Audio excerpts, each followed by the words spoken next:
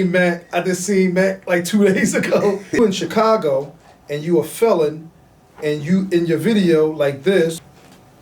You know what I'm saying? In Chicago, they might get away with certain stuff. Like Philly got a vicious tracking system. They a track shooter right now. Bro, you do a shooting somewhere in the hood where they got them pole cameras and they are Tell me what you know about the hood life.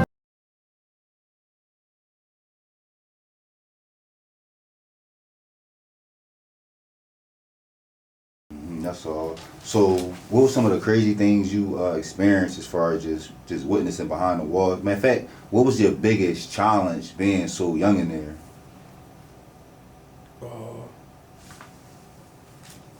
The trial. They trials is different. They trials is different. You really have to be intelligent to really be on trial in there. You really like challenging like some intelligent attorneys, like far as like prosecutors, like they like high level intelligent on theories and like how they broke the case down. It had nothing to, like they kind of like created they put like their own. They created like how they created like the storyline. It was crazy, and then now you gotta break down a storyline. Like, whoa, wait, where you get these lines from? Like, I'm like, yo, that shit crazy. That's crazy, bro. So they say that that if you can't testify your own defense in the professional way, then you will get found guilty. If you know how to do it, then you may can win the case, because the jury, it is a good chance to have the jury understand your part of the story, if that makes sense. Because their storyline gonna be so crazy, and if the storyline has something to do with their caption, some type way it can't go together. If it go together some type way, it'll come out that they're telling the truth, if that makes sense. I know what you're saying. You see what I mean? They edit the whole case to their own benefit, basically. It's like, this the caption. This guy was on the corner selling drugs. This person rode up on the pedal bike or drove up in the vehicle. He went in his trunk. He grabbed a duffel bag and passed it off to the guy that was on the corner, and the guy that was on the corner took it. They step by step you. And the caption, you have to watch the caption of what they saying. And inside the caption is where you create your is where the loopholes lie. And a lot of times the feds don't like the loopholes is really tight. That motherfucker hard, boy. That motherfucker hard.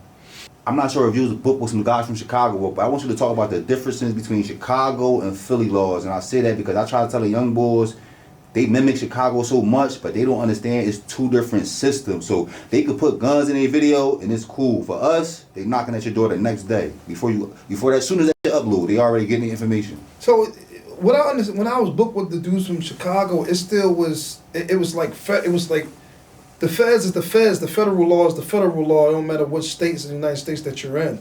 Some of them do be having like certain, like they got certain rules or certain case law that they let slide through. A lot of times they don't. They basically go off the same rule. A felon in possession of a firearm is the same thing. Felon in possession of a firearm in Pennsylvania, in New Jersey feds, in Chicago feds, and the charge is the charge because it's government. You know what I'm saying? The government run the United States of America. So when you charge, it's the United States of America versus John Doe, wherever the person's name is at the bottom. So when it comes to the law, USC, United States Code, so look, United States Code, USC, United States Code 922G. 922G, that's a code that represents felon in possession of a firearm. That's the charge, right? So it don't matter where you at. So if you in Chicago and you a felon and you in your video like this,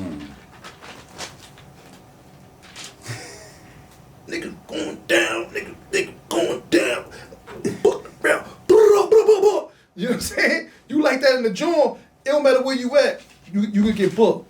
Damn. So I feel sometimes the different laws is, when they say about different laws, I feel like the police and law enforcement is more intelligent or less intelligent than different cities. Like, they might be more stricter, they might be more wide, they might watch a little bit different in Philly than they do in Chicago. They might get away with certain stuff. Mm-hmm. Like, Philly got a vicious tracking system. They track the shit out of shooter right now. Bro, you do a shooting somewhere in the hood where they got them pole cameras, and they attract they attract you. They would track you like a track hog. Mm-hmm. They got a vicious tracking joint. Fact. I heard while you was in the Fed that you and Beans was actually sellies. Yeah. Hey, I just seen Mac like 2 days ago.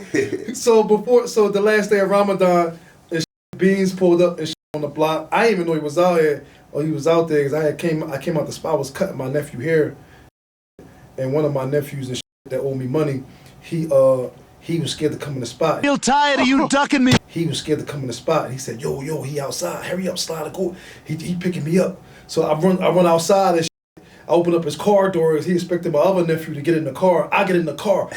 Where my money at? I punch him in the back of his head and shit. Where's my money? You gonna give me my money? Where's my money, man? Where's the money, man? Where's my money? Yo, I don't got no money, man. So you got money in your hand now. He said, take it. It just was like a couple of hours and shit. It ain't what he owed me. So as I'm getting out the car, Yeah, you got money to pay for fake mustaches, huh? Mac like, what you doing? Man, you taking the young boys? I said, that ain't gonna owe me money, man. And so me and Mac, I ain't take a picture or nothing, but my mom and them took pictures with him and shit. But he just was on the block and shit. He literally, he hugged me, man. He literally hugged me for 5 minutes. I was like really uncomfortable a little bit. You know how you like dap one of your bros and then you hug him? It's like a quick joint, and then you let go. He hugged me and like, help me. And I'm like, all right, you gonna let go? He just like, yo, bro, I fucking love you, bro. You know, you really one of the real ones, Auden. He said, bro. Y'all got a different connection, man. He said, bro, don't forget, I know all your funkiness. So that was our jaw. Like, I know your funkiness, because we was in the same room. We sellies. We was sellies and shit. And that was our bed. So, like, if Mac feet was stinking, I said, "Ooh, I know all your funkiness, your stinking ass feet." We was in their bed and just busting this shit. And he's like, "But I know you ain't talking with them dingy ass thermals and shit." Like, this bed and this shit, but, you know what I'm saying? But, yeah, man, Mac, my boy, that it was a crazy experience. He landed straight in the cell, bro. Right. It was all in the news. How that happened? Beanie Siegel, I don't know, bro. I guess they just knew we just probably had the same zip code or something. Like, they knew, like, Slida and Mac. They know Slida and Mac. They know Slida. They know the Slida and Mac. They said, we gonna send him in here. Come on, bro. He the only one that's gonna Put be Mac in there with his bro, with his young boy. Facts though. So